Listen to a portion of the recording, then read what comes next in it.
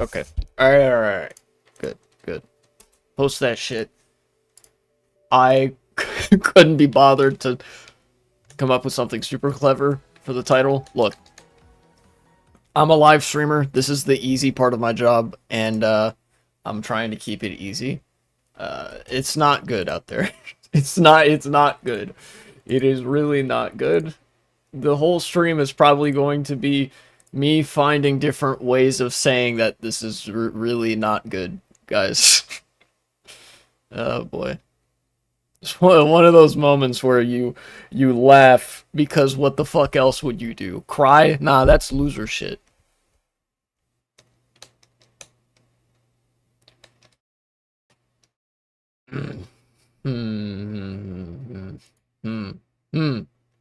Yeah. Yeah.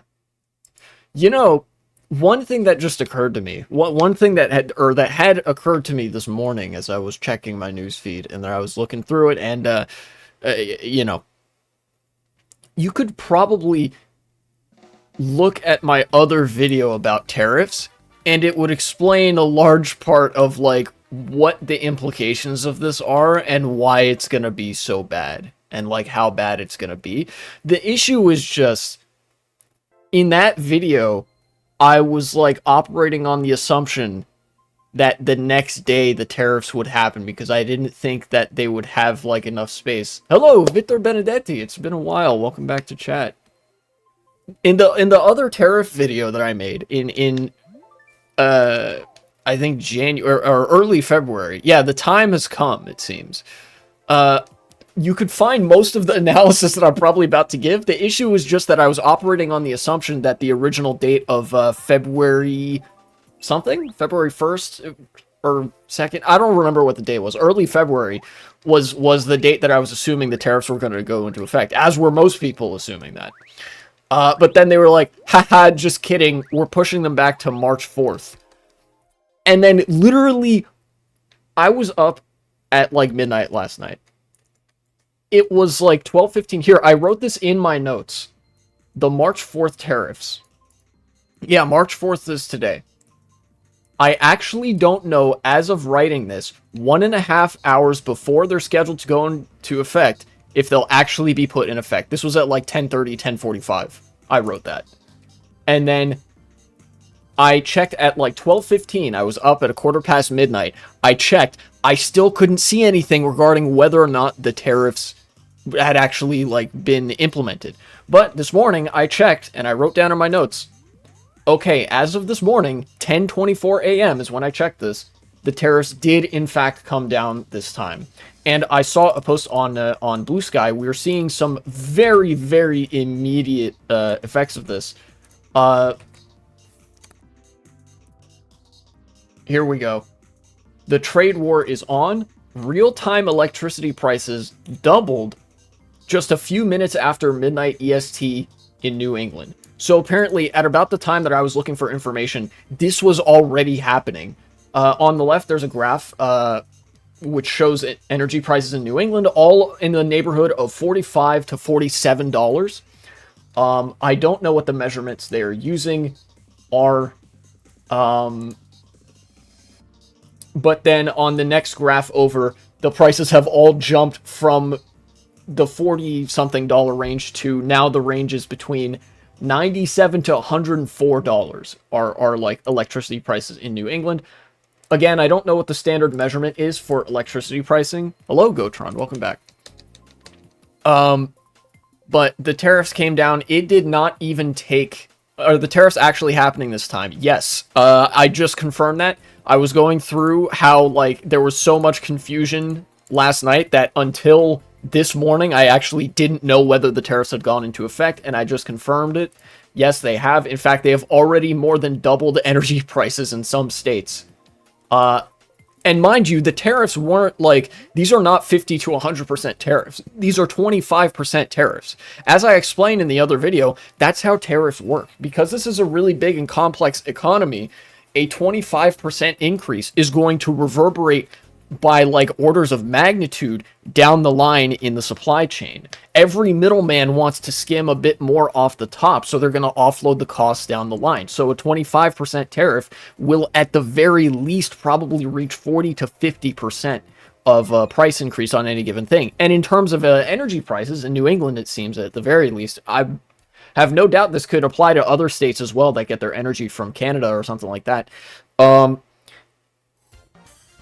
It is effectively more than 100% of a tariff because the energy prices more than doubled. And that's just energy prices. That doesn't account for the other stuff that have been subject to the tariffs, stuff like food prices.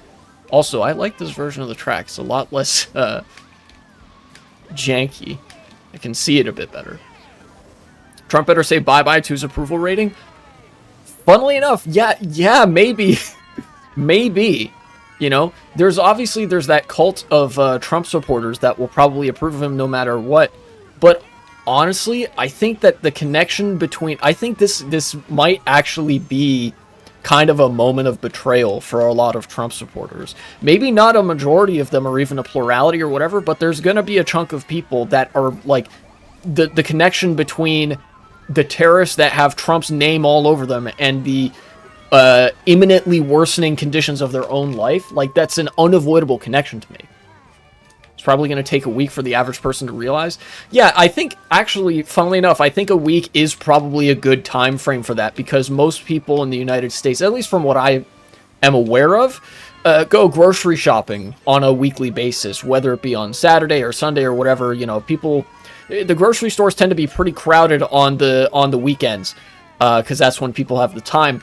So about that time is, I think, when the biggest indication of, like, dissatisfaction with the tariffs and the state of the American economy is going to show itself, basically.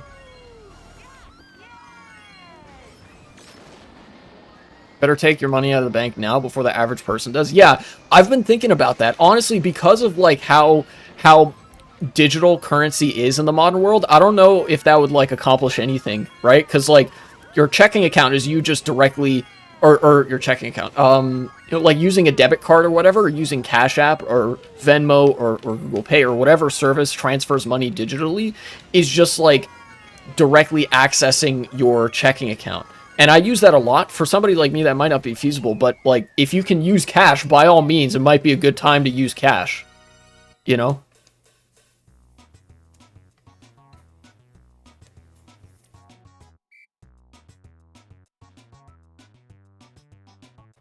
I don't know how... I'll see how things pan out. If 99% of my money is cash, well, that's good then. And then you might want to lean into that a little bit harder. Because like I outlined the other video, stream, the banks are going to be shitting themselves pretty soon.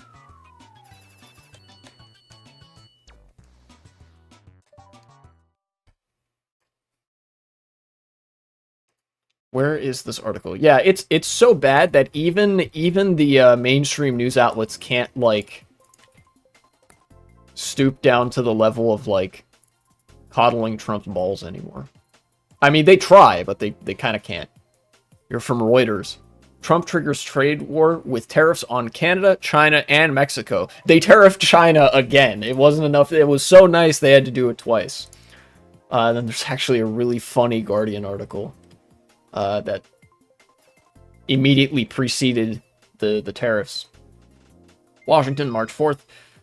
U.S. President Trump's new 25% tariffs on imports from Mexico and Canada took effect on Tuesday. This was the first article that I found that talked about this, confirming that the tariffs had in fact happened, along with a doubling of duties on Chinese goods to 20% from 10%. So it's an additional 10%. Sparking trade wars that could slam economic growth, putting it mildly, and lift prices for Americans still smarting from years of high inflation. Kind of weird choice of words, but yes, this is going to bring stagflation. as in a lot of inflation, but also really stagnant economic activity because the like prices are too high for people to be able to reliably engage with the economy, as would be the case in like normal circumstances. This has not been a good week for Trump voters. No, it really hasn't been. It hasn't been a very good 4 weeks, or like 5 or 6 weeks for Trump supporters and Trump voters and stuff.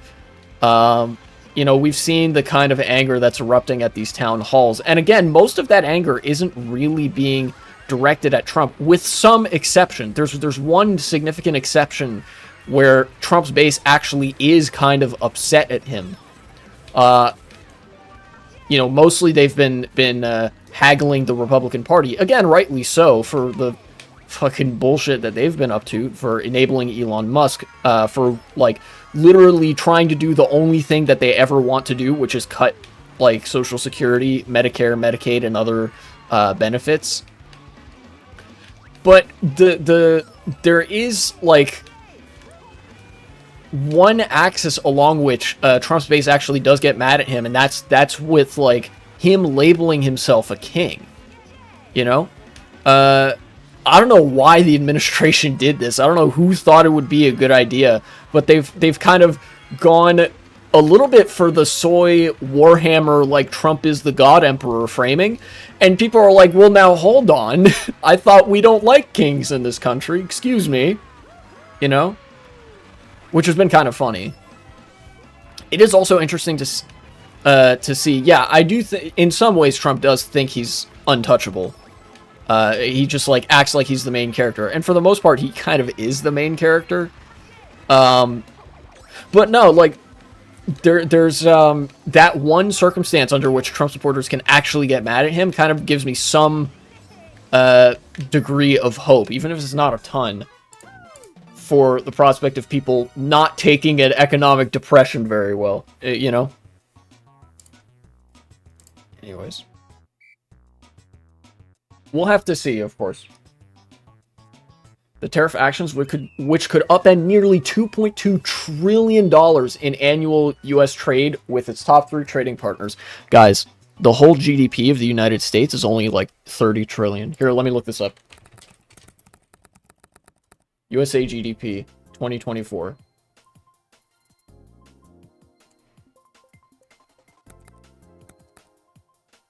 Yeah, it's like $27 trillion. So that's like 5% or almost, that's almost 10%. Somewhere like 7 to 8% of the whole GDP is gonna be per year, mind you. Is just fucking gone.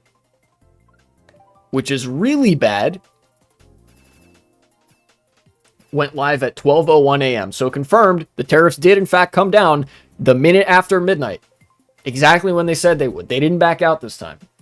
Trump declared that all 3 countries had failed to do enough to stem the flow of deadly fentanyl, opioid, and its precursor chemicals into the United States. I guess that's the pretext. At this point, someone's going to tell us America's collapsing, and we'll be like, we already know. Yeah, if you would consult the graphs, please. The West falling, billions dying, something like that. You know what? Fuck it. Maoists are eating good right now. You know, death to America, caca. You know. Third world ascending or something. I don't fucking know, dude. Dude, one of the things about the tariffs, I mentioned this last time, in the other tariff video, the one where the tariffs didn't actually happen. This is like one of the big things about economic instability is that things are, well, unstable. I'm gonna have a hard time saying like, well, what's gonna happen? I don't know. I know it's probably gonna be as bad as the Great Depression, or maybe even worse if you combine this with the housing crisis, which is something I actually intend to talk about a little bit. Specifically the intersection between those. But beyond that, I can't really say. Like, it's just going to be bad. Everything's going to be more expensive. I don't know. They're like, there could be even more shanty towns than we already have in America, which we do have some. It's like, you know, the homeless population has to do something for shelter, otherwise they die. So we might see more of that. We're definitely going to see, you know, all of the economic indicators that indicate the health of a society, you know, income statistics, union membership, employment numbers, all of that's going to plummet. Same with life expectancy. Life expectancy is going to decrease. That, like, it's just going to be bad. And for once, you know, a lot of times national politics, even for as close as it touches to everybody's life in a legalistic protection sort of sense, like sometimes it can still seem kind of abstract. You go outside and you can't see that many visible changes in your community, right? Anytime something necessarily happens. This is severe enough. You are going to start seeing visible changes in a lot of towns and cities across America. Like, things are gonna, maybe not like within weeks or months, but like definitely the lack of economic activity is going to start like really hollowing out a lot of places. You know, you're gonna start seeing the material fabric of American society deteriorate. Like, you know, to the extent that you go downtown or whatever. The people that say nothing ever changes are always destined to lose. Well, that's the thing, right? Like, the whole nothing ever happens is not meant to be applied always literally to everything. But it refers to a set of incentives that when something like this happens, it would be disastrous. So usually the incentives are aligned for nothing to happen, for business to continue as usual, because that is a stable state of affairs, right? The difference now is that there's an incentive, like, the confounding incentive there is that, like, there's a small club of people, and when I say small, I mean it, like, maybe 1,000 people worldwide, tops. It's not many people that are wealthy enough to benefit from crises like this. Democrat. Oh, I'll get to that in a second, Gotron. Don't you worry. I've seen that. You know, that very small club. George Carlin, a famous comedian, said, like, it's a big club and you ain't in it, talking about, like, I don't know, the upper crust. The one thing he got wrong is the club's not that big. It's been getting smaller for some time. That club stands to benefit from this because, you know, when everybody loses, anybody who has money can just come in and buy all that shit. What do you think is going to happen when people lose their jobs, when people lose their houses, when people get evicted from their apartments and whatever, and when, like, the economy gets hollowed out and, like, there's all this boarded up shit? That presents an opportunity for some rich mogul to come by and buy it. You know? So they come and buy all the shit. And then when the economy bounces back in a relative sense, now they own everything, even more than they did before. It's what happened after 2008. The difference was that, like, fucking 2008 was an accident. That happened just because, you know, the bankers and financiers and the owning class were really dumb and have no idea what they're doing. What they learned from that is, oh, we could just do this on purpose and get money. So this time they're doing it on purpose. It wasn't an accident this time. That's the difference.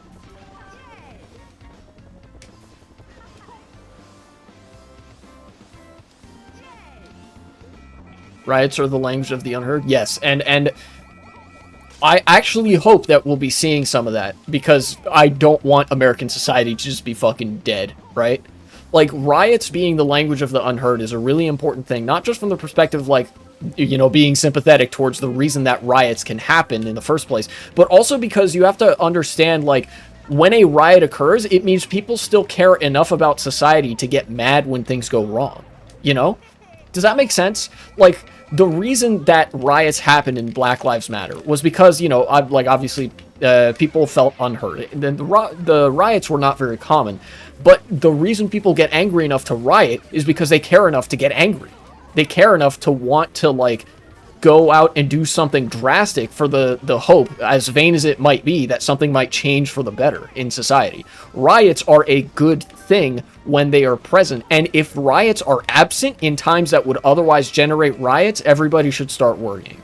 But I have a feeling that people still care enough about American society in America to engage in protest or in riot or in just, like, going to the town halls and like aggressively shouting down their representatives.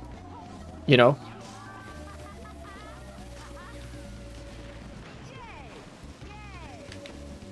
Billionaires are like Dr. Robotnik from Sonic.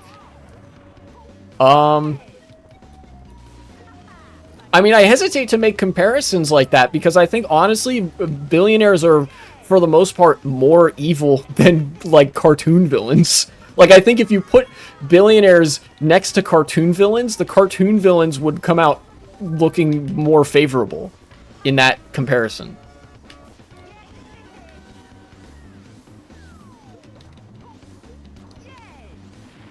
The rules be like, you can't riot, that's not civil enough. Maybe the politicians.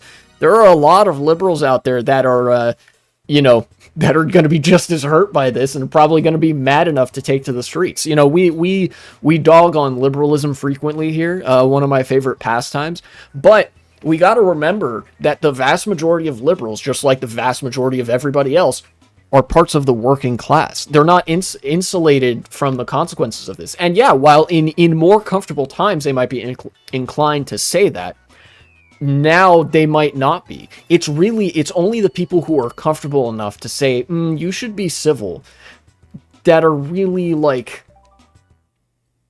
tend to say that. You know what I mean? Like that old tut-tut from the sidelines and whatnot. What I'm trying to get at is all of the artifice of civility politics. I got the code red in the server. What's happened now? The tariffs actually came down this time. They didn't chicken out like last time. They actually put the tariffs down. Energy prices doubled almost immediately. And we are kind of reeling to see like what's the damage? What all is gonna happen, like for real. But yeah, Gotron, people aren't consistent, and like, it's probably only the liberal politicians that are ever gonna like continue saying that, because the Democratic Party is so fucking out of touch. But like, the most liberals are part of the working class. They're gonna be hurt like the same as everybody else. And when your fucking livelihood is threatened, all bets are off, buddy. You know, like, no more civility politics. We're talking about like not being able to make rent. We're talking about not being able to make utilities, not being able to pay for groceries, like losing your job and shit. Like, it's bad. It's getting real bad this time. Yeah, and that was just the first thing that I saw was the oh yeah, energy prices in these states doubled like almost instantly after the tariffs. We'll have to see what the implications are for stuff like grocery prices or for stuff like raw material prices, consumer goods, and whatnot. Because as I explained in my other video about tariffs, that was kind of ill-fated because they backed out of it a couple months ago, but they didn't this time. A 25% tariff doesn't mean a 25% price increase. It means that the first guy in the process is going to have to make up for a 25% price increase. That means they're going to pass it on to the next guy in the process. Maybe they want to make the 5% profit, so they raise prices 30%. The next guy has to raise prices above that 30% line. Maybe they raise prices 40%. The next guy raises them 50%, 60, 70%. The economy is so complex with so many middlemen. By the time you see the consequences of tariffs in your daily life, it's likely that there's up to a 100% price increase. And like, it is not going to be limited to 25% of a price increase on everything, by the way, from rent to food to utilities to fucking gasoline for people's car or whatever to like ride fares and whatnot. And even just 25% of a price increase across the board is ruinous. People already can't afford stuff.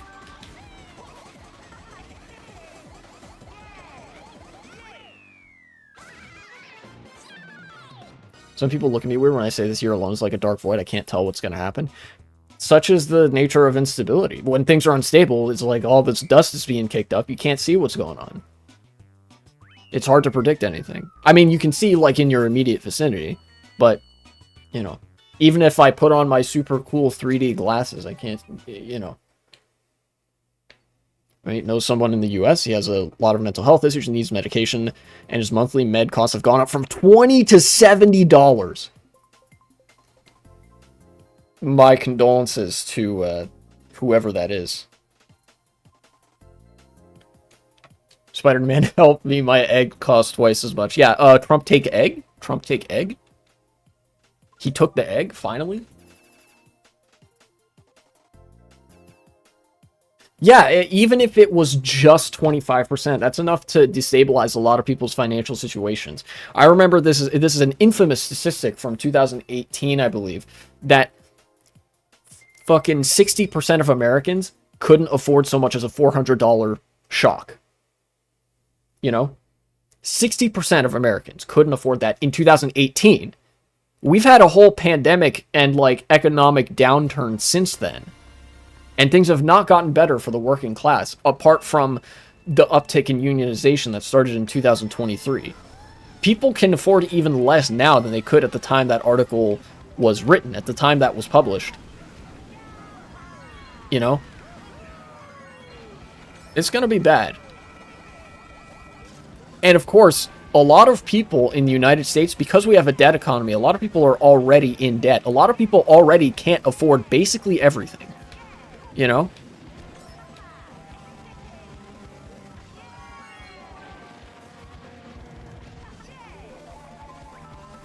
Imagine if he reverses the tariffs before the month even ends. Honestly, I think some of the damage would be, like, irreversible even if that happened. You know? Because here's the thing, right? The tariffs going into effect, first of all, that's a whole month of, like, extremely slowed down economic activity and, like, desperation and unrest. Which doesn't sound like much, but is something. And Canada and Mexico already put their counter tariffs in place. Pure Bia making 2026-2027 wiki article in advance. True. I died. Think about the media cycle. The nothing ever happens bros would be eating good if the tariffs were reversed. But apart from that, like, again, some of the damage would already be done. Canada and Mexico already put their tariffs on the United States. And as they should, they're remaining resolute in that. You know, they're not, like, backing down. Because ultimately, you know, I'm with the Maoists here. America needs to feel the pain of our economic actions. And we need to be, you know, dethroned from our white supremacist global hegemon position and such and such. I don't know.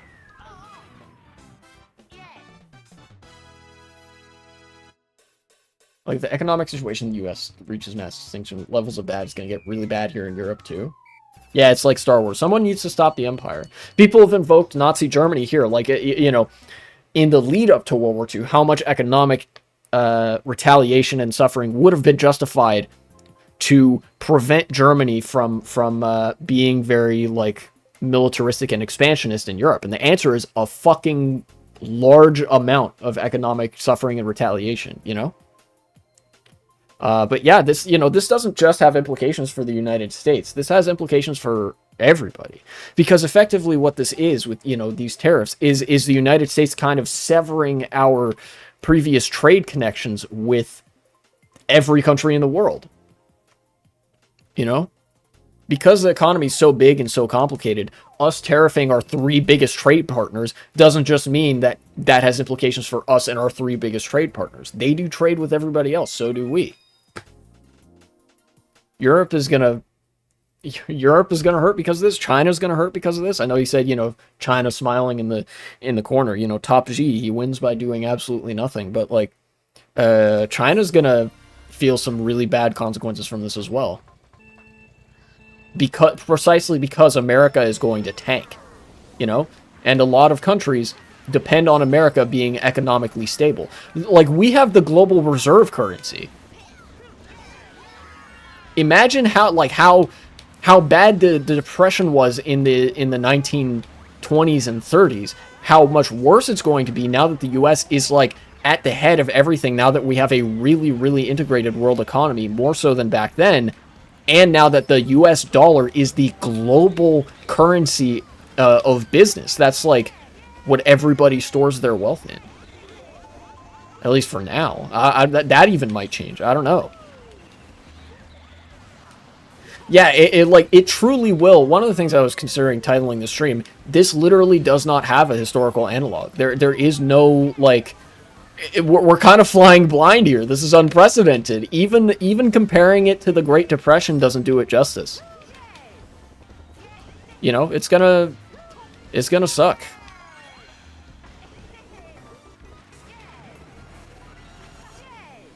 It's a really good shortcut.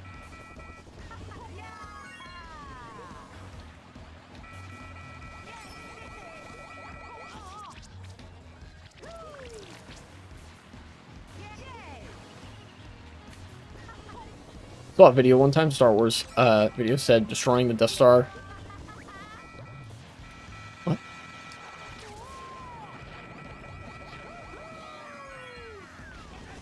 How did I still get first from that? I might clip that later.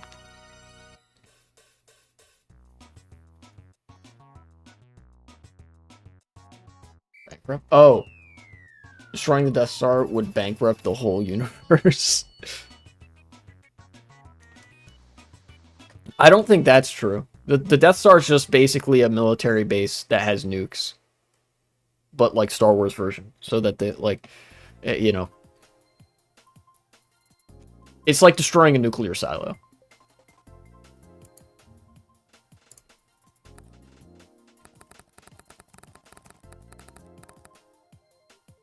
What was it? Oh yeah, here we go. Yeah, you were Gotron, you were mentioning that the Democratic Party is are you enjoying your last days of peace? Kind of. I mean, they haven't exactly been peaceful. I've had a lot of work to do. You know. But you know, it definitely feels like, oh shit. This is a very brace for impact kind of moment. And the Democrats are not helping. at least in part, they're not. Now, I did see recently, just yesterday, the State of the Union is going to happen this evening. They might not be calling it the State of the Union, but Trump is going to speak in front of Congress to address the whole country, which is the State of the Union address. And I'm considering doing another live stream for that. I only plan for this live stream to be about an hour, because I wanted to come back at about 7 p.m. Eastern to cover that. Kind of like I did with the RNC. Hopefully it won't be that long. But it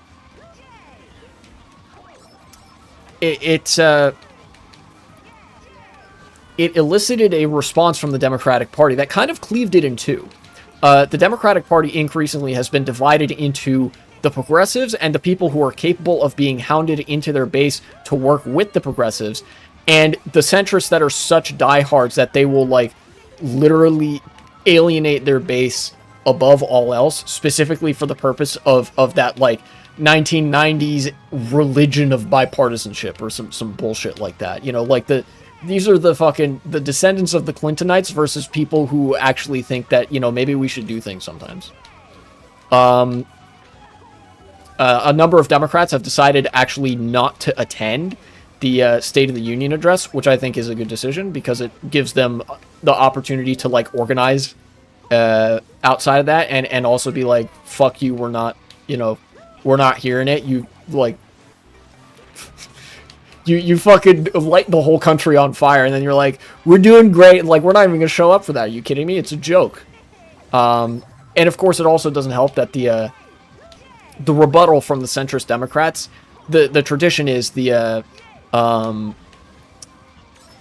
president does, like, the State of the Union, and then the opposition party does a like, formal rebuttal. The rebuttal from the Democrats, from the centrists, is going to be Representative Elissa Slotkin, who is a pro-Trump Democrat. I'm not joking. She voted in favor of a bunch of Trump's cabinet picks. And she was also... Kyle Kulinski has more details on this. Future me, if this is in the editing, put the Kyle Kulinski tweet up there. He knows what's good. She was the national security advisor. She was a national security advisor under President Bush. So this is like post 9/11 era. Everybody's being fucking surveilled and shit. Like, it was bad. I didn't realize what kind of buttons I was pressing there.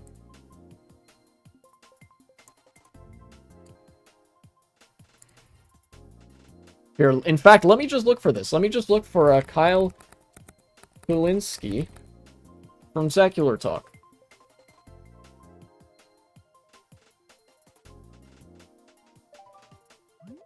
Random.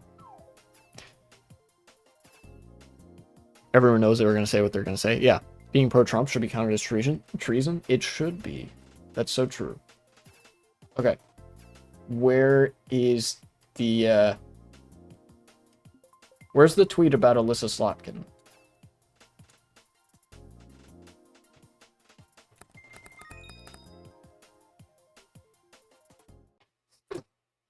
God damn it.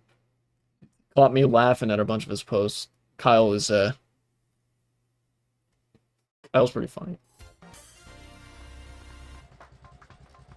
I can't find it. God damn it. Future me will be able to find it. I know that much.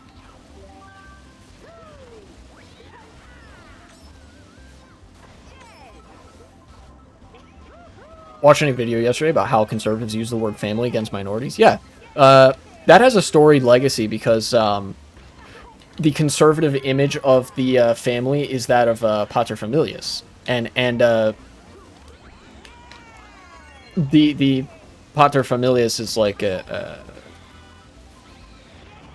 fucking authoritarian model of like psychosexual control, where the father has life and death power and whatever, and they'll frequently say the sanctity of that is being threatened by.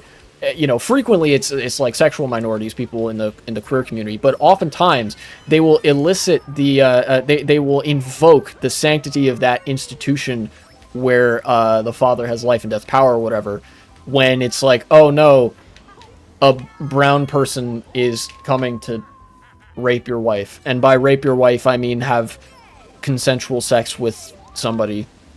I don't know. They're living out a cuck fantasy, basically. You know?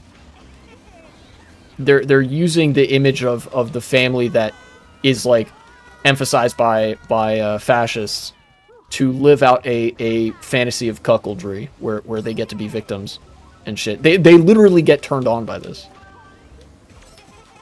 It's kind of gross.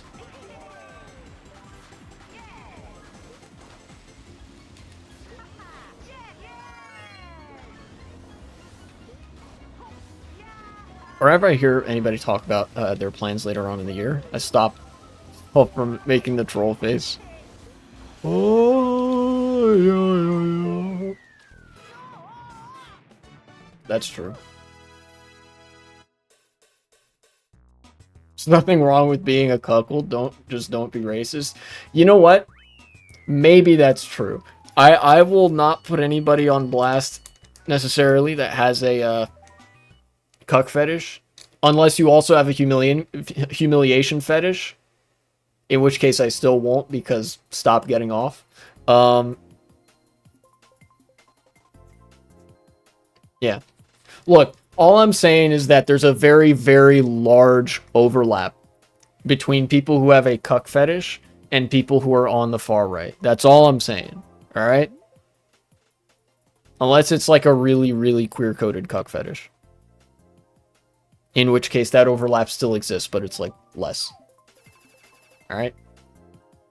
I know this has drifted into me psychosexually analyzing conservatives, but remember, all politics is sex and all sex is politics. And shit like that. Alright? I've talked about this before. But what I haven't talked about yet that I wanted to talk about is how this tariff crisis and the housing crisis that is looming, just because these tariffs dropped and are now like the biggest thing of the day, does not invalidate the fact that like the housing crisis still looms with all those like shitty banks and whatever else was happening. That's still happening. And they relate to each other, in fact. I mentioned this earlier, that 2008, the housing crisis, fundamentally was not on purpose. They did not intend for the bubble to pop. They were just dumb enough not to really realize it until it was happening, and then they profited off of it when it did. They being like the really small club of the owning class that is wealthy enough to capitalize on the fact that a lot of people lost their homes and apartments and whatever, and then buy up all the real estate. Shit like that, right? You have the cycle of collapse and then consolidation. And in 2008, that was only like semi-halfway intentional. They didn't exactly do it on purpose. They didn't exactly plan for it. It was just kind of a happy accident. This time, they're planning for it. They wanted this to happen. The reason that Trump was emphasizing tariffs, the reason the oligarchs all got behind him, is because this is the small club of people that is wealthy enough to actually benefit from the catastrophe that's about to unfold. It seems like the economic equivalent of the Permian Triassic extinction. In a way, yeah. This is actually what I believe to be a completely inevitable crisis point of liberalism, right? Like, you know, ideologies, when they've been the order of the day for too long and there's a lot of unchecked contradictions, they enter crisis. A crisis from which, like, the contradictions either have to be resolved or the ideology will, like, collapse entirely and a new kind of society emerges, more or less. And we're now reaching that point with capitalism, with liberalism and stuff like that, because this is a system where wealth can buy influence, like straight up. And there are some people who have been who have managed to accumulate a lot of wealth. And that has enabled them with infinite wealth, functionally, to buy infinite influence. And as a result, they've become detached from the rest of society, and their life has been consumed by simply accumulating more wealth with which to buy more influence, with which to accumulate more wealth, etc., etc. And because society, like wealth is a social construct, there's only so much wealth in society, it has to come from somewhere. All the accumulation of wealth at the top comes directly at the expense of the bottom of society. The more wealth is captured by the oligarchs, the worse off everybody else is, by necessity of how an economy works. That's why economic consolidation is bad, right? How, like, in order for real estate moguls to purchase up a bunch of new, like, properties and stuff like that, unless it's like with new houses being built and whatever, somebody has to lose their house, you know? In order for companies to have to make more and more profit, that means more money as a proportion of, you know, operational spending and revenue has to go to them as opposed to the workers. You know, that's what profiteering is. It is the widening of that gap. And now the gap has grown so big that there's like a fundamental disconnect, not just between the classes, but between the upper class, the ruling class, and society as a whole. Because there's such a small contingent that their interests are now entirely separate from the rest of society. And that's why shit like this happens. Tariffs. Objectively good for nobody, except for the roughly 1,000 people that are wealthy enough to benefit from it. Everybody else on Earth suffers from this. Except for that extremely small club of people who have more money than God, apparently. This is why I've been telling people for the last year that free market capitalism is a really dumb way to run the economy, because wealth gradually stops circulating. That leads to economic stagnation. Yeah, and that's another part of why this kind of consolidation is so bad, because this consolidation also necessarily means now there's that much more wealth that isn't circulating. There's that much more activity that's not happening. Economies are healthy when people are doing things, when wealth is circulating, when people are spending money and have money to spend and are like engaging with society. You know, it's pretty straightforward. Damn, that's crazy. Society really do be healthy when people be engaging with the society. That's crazy. But when you take you start taking more and more money out of that system, out of the hands of like regular people that have to engage with society and that want to engage with society, it's like the whole thing starts stagnating. You put it into the hands of these rich fucks who are just going to sit on it, and now that's money that's no longer moving around. That's activity that's no longer happening. You know, people can't do shit anymore because everything costs money, but nobody has money. And everybody's about to have even less money. Does that make sense? So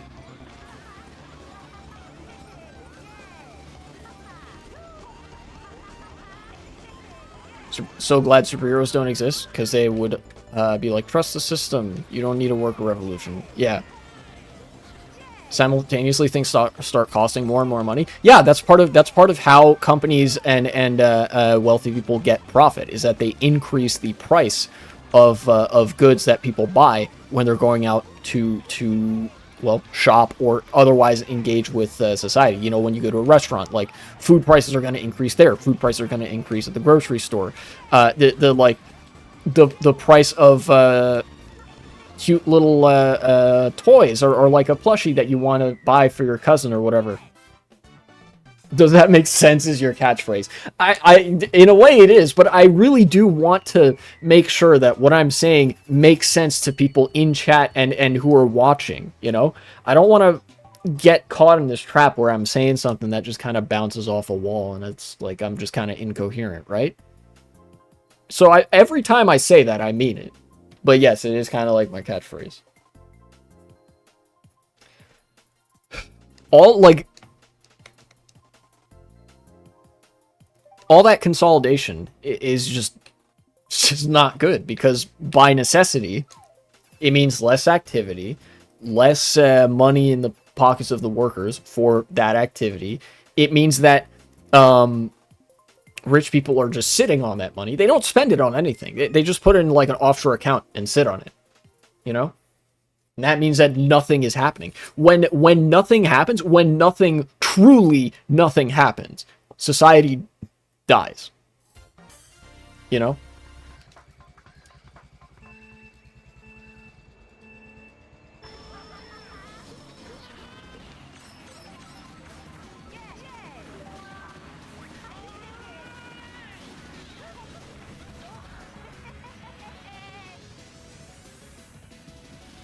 Goated me name, by the way, the guy in front of me. Every person I ever catch making horseshoe theory never says it. What?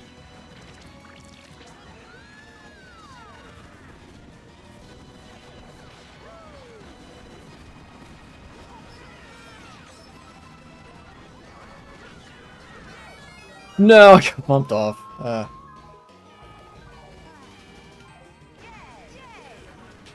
You know what horseshoe theory is? Yeah, I do know what horseshoe theory is. It's like, oh, you go so far left that you become far right. But funnily enough, nobody ever says it the other way around. Nobody ever says, like, oh, well, you know, eventually you get so far right that you become a part of the left. Like, no. That doesn't happen. So I've heard of it, it isn't real. Unfortunately. Or fortunately, rather.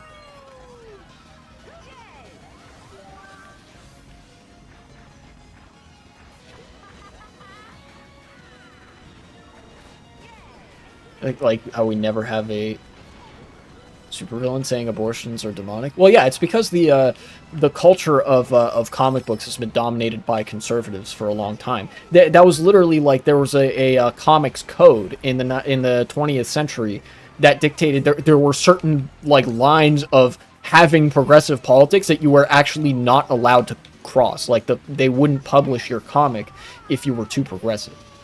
You know? You actually, I think in the comic books, it was actually a rule that you couldn't be sympathetic to socialism. You was literally not allowed. And I think there were also, I think, some rules regarding the representation of queer people and women in comic books. That if you were too progressive with that, they wouldn't publish your stuff either. It was very, very censorious.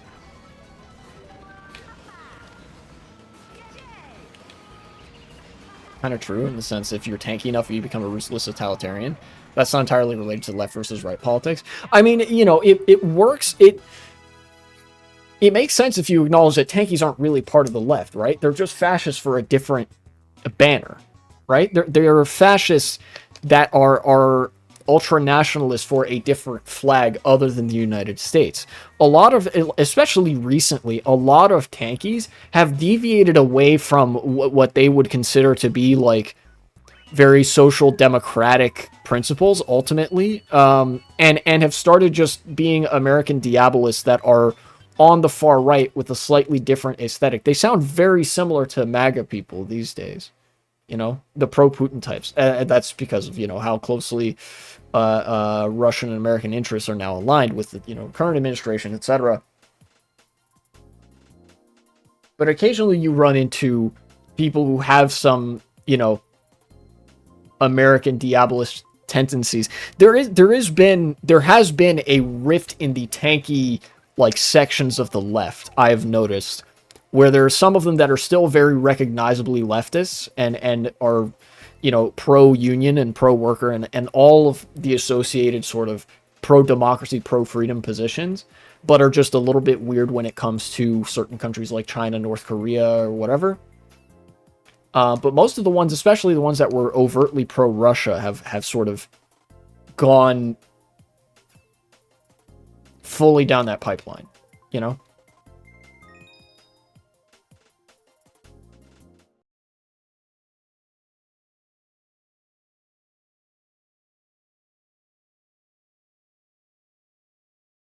They do basically sound indistinguishable to Nazis. Yeah, a fair few of them have gone through being extremely anti-Israel, but then also, to be quite candid, not very smart. They have wound themselves up into anti-Semitism, the stupid man's socialism, when there is absolutely no reason that you would ever have to be anti-Semitic to be anti-Israel, you know?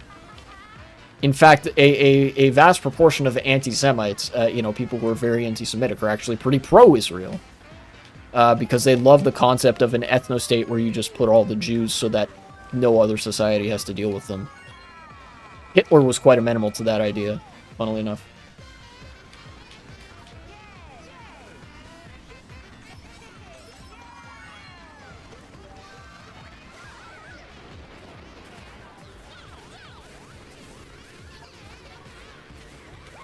I find it slightly hilarious when you get these kinds of people who support both Palestine and Russia not seeing the contradiction. Those kinds of people are fewer and further between nowadays. But yeah.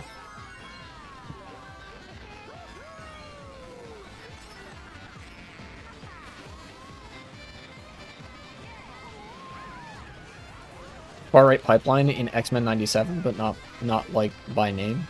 That's interesting.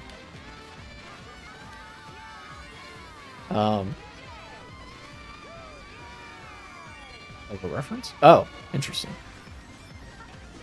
But before I cut the stream, right? This was only gonna be like an hour. Nice stream snipe. I wanted to reel it back to the nice target shock. I wanted to reel it back to the tariffs one more time, just to close it out. I don't have as much to say this time, I think, as I did last time. And that's because, well, I had that other video that explained why the tariffs would be really bad, even though that time they ultimately didn't end up happening.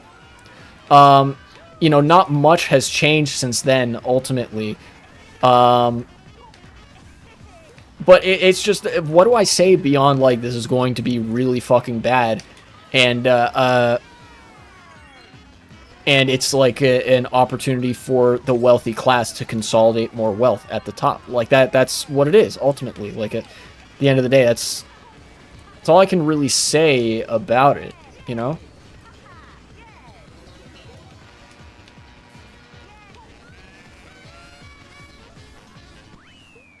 Fourth place. Okay.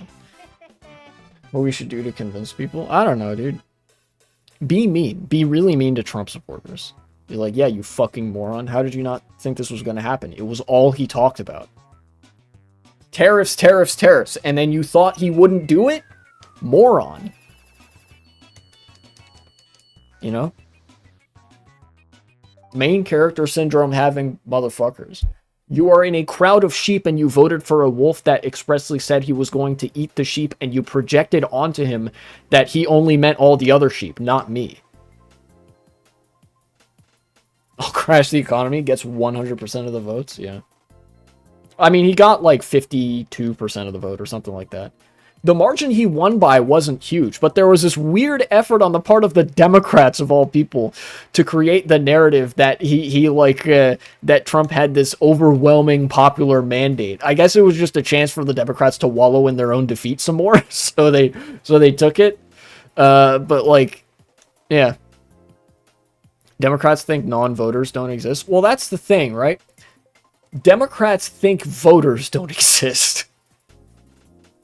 The Democrats suffer from this weird political brain disease where Bill Clinton is like their prophet or some shit like that. I don't know what goes through the Democrats' head to justify any of this. Ultimately, I think it's explained pretty well by the position that Democrats are ultimately just managed opposition, managed by the owning class. You know, the only people that Democrats are ever really accountable to, aside from the constituents that directly voted them into their political position, is the owning class. You know, the Silicon Valley types, the Wall Street types, you know? And all of the strategy that the Democrats went to, the horrible, god-awful strategy that the Democrats went to you know, run to the center to campaign with Liz Cheney was all because they wanted that Silicon Valley and Wall Street money. None of that was because of anything like that they imagined the base would say. In fact, I think they just tried to manufacture that consent onto their base. They like tried to project that, oh, the people want this, and then they like had a hard time figuring out which group of people they could pin the blame on, and eventually settled on the left because the left has no institutional power. So they're like, you know, we lost and it's the left's fault, despite the fact that it literally was not. Probably to convince people their messaging wasn't that bad. Yeah, it was something like that. You know, the Democrats never want to take any responsibility for anything at an institutional level. You know, they you know, them being extremely abstemious and unwilling to do stuff includes them not wanting to acknowledge that they ever made any mistakes, you know?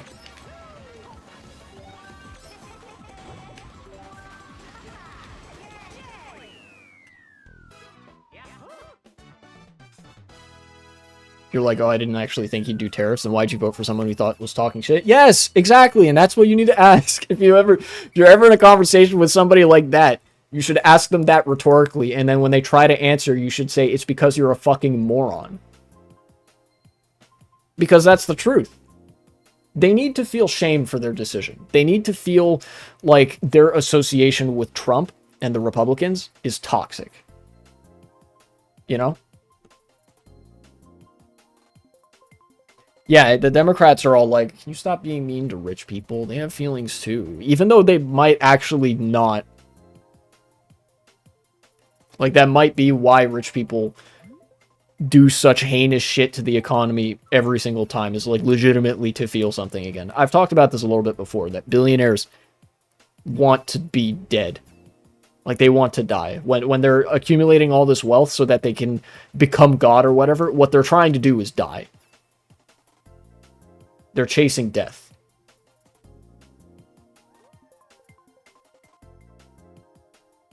But yeah, what was I talking about? Oh yeah, the Democrats and how much fucking how much they suck.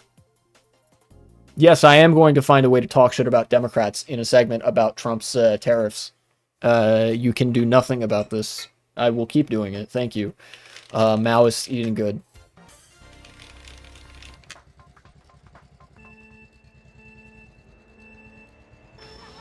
It's just like, and I don't know. Look, I do think now maybe I have said truly everything that I can say about those tariffs. You know?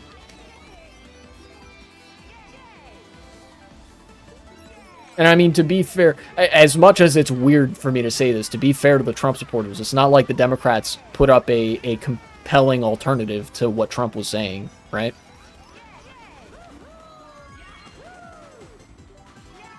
Like, if they did, then we wouldn't be here.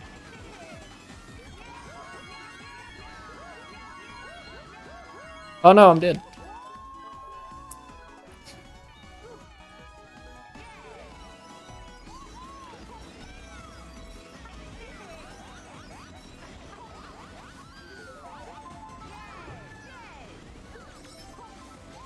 Nice try, player. Oh no! Hey, you got me that time.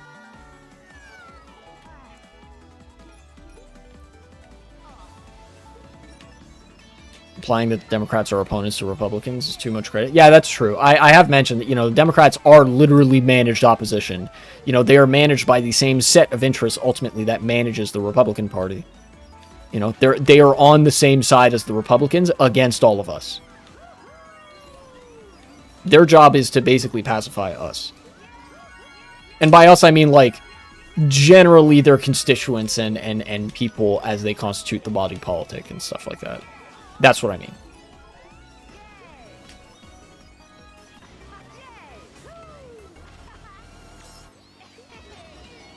Yeah, there's two parties, the working class and the rich, and only one of them has representation in politics, and that's the rich. Also, Evan, you stream sniping fuck. I'm actually, like, because of what I'm talking about, I am actually getting a little bit tired of everybody stream sniping today specifically. Like, you picked the wrong day.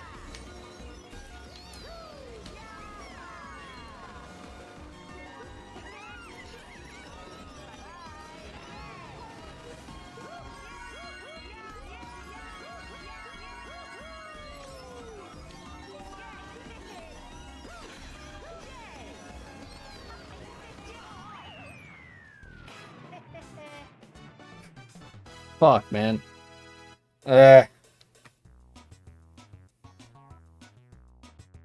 Easygoing escort. Goodbye.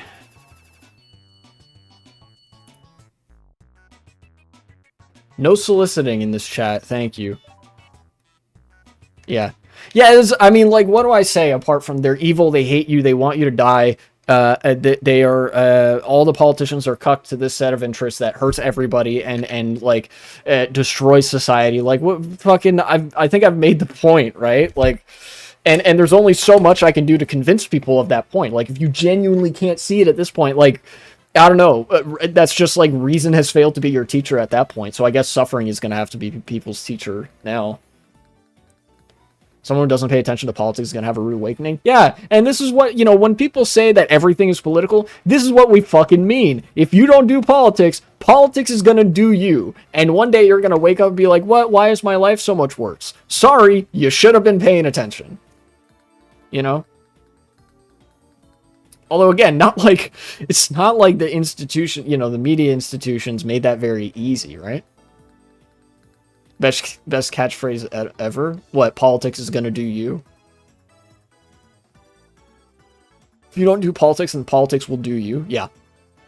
It's true. It has been true throughout all time. Politics is literally the channel through which people engage with society and determine, like, resource distribution, whatever the fuck. Right?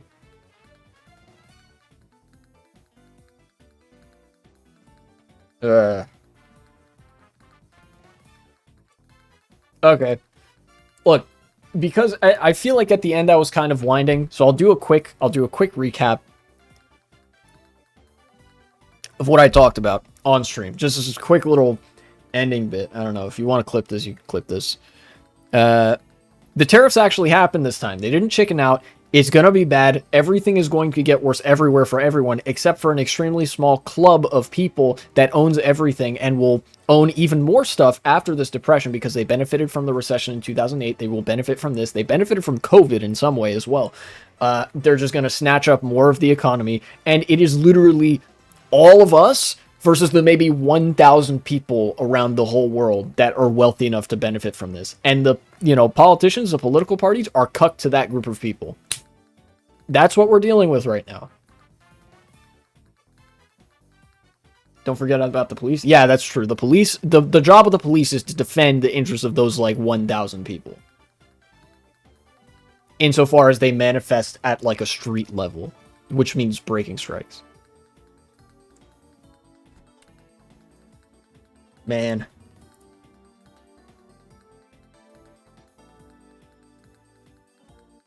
Oh shit, I was gonna say I can't even raid Hassan because he got banned, but he's been unbanned apparently. Let's go.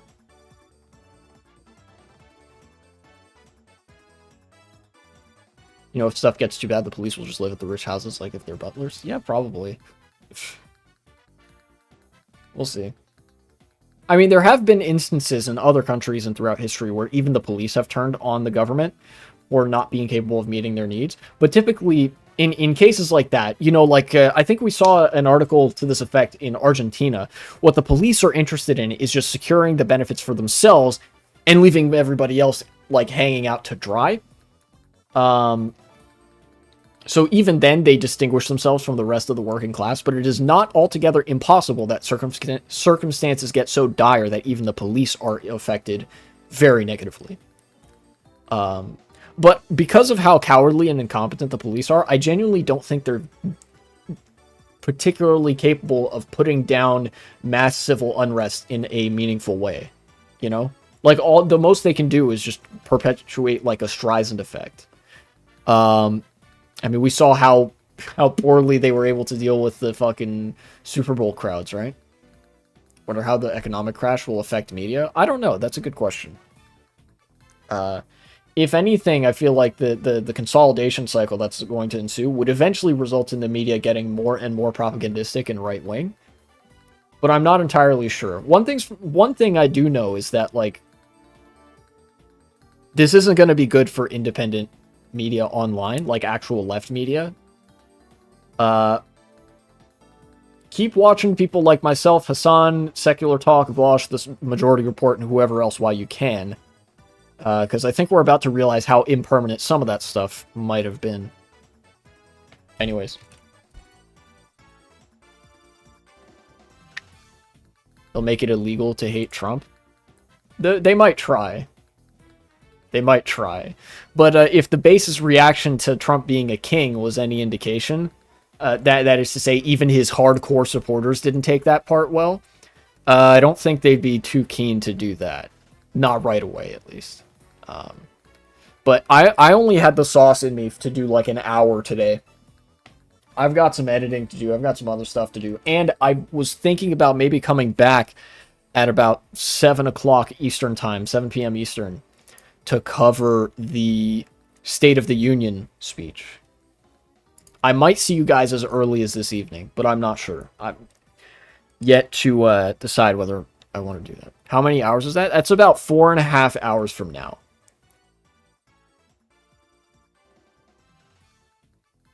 So for me right now, it's 2:30. So in 4.5 hours would be when the State of the Union happens. So, anyways. We'll see. I'm not sure whether I want to do it yet. We'll see. If I manage to get my stuff done, I might come back. But for now, enjoy the Hasanabi broadcast. Hopefully, figures in left media like him, Vosh, Secular Talk, Majority Report, all those guys, hopefully they stick around.